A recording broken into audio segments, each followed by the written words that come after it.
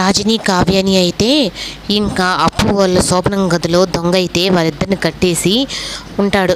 ఇద్దరిని ఒకరికొకరినైతే కట్టేసి ఉంటే ఇంకా తన పాటి తన స్వీట్లు తింటూ ఉంటాడు. ఇంకా రాజు అయితే అక్కడున్న ఫోన్ తీసుకొని మనం అప్పుకు కానీ ఫోన్ చేస్తే మనల్ని ఈ గండం నుంచి బయట పడేస్తుందని చెప్పనని చాలా తెలివిగా ఆ ఫోన్ అయితే తీసుకొని అప్పుకు ఫోన్ చేస్తాడు. ఇంకా అందరూ అయితే విడిపించిన తర్వాత రాజు అయితే వచ్చి ఇంకా మీతో ఇన్ని రోజులు నేను తిరగడానికి కారణం ఒక విషయం అయితే చెప్పాలి అని చెప్పని చెప్తూ ఉంటాడు. కానీ ఇంకా రాజు ఏం చెప్తాడా అని చెప్పనని కావ్య అయితే చాలా సిగ్గుపడుతూ ఉంటుంది.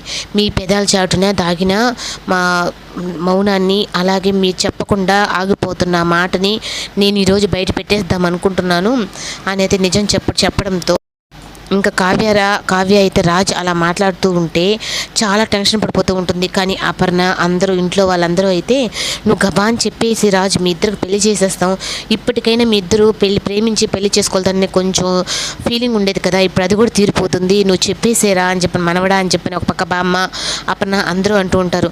ఇంకా రాజు అయితే నేను మిమ్మల్ని మీ విషయంలో ఒక నిర్ణయం అయితే తీసుకున్నాను, అది మిమ్మల్ని పెళ్లి చేసుకోవాలనుకుంటున్నాను అని చెప్పిన రాజు చెప్పేటప్పటికి ఇంకా అందరూ చాలా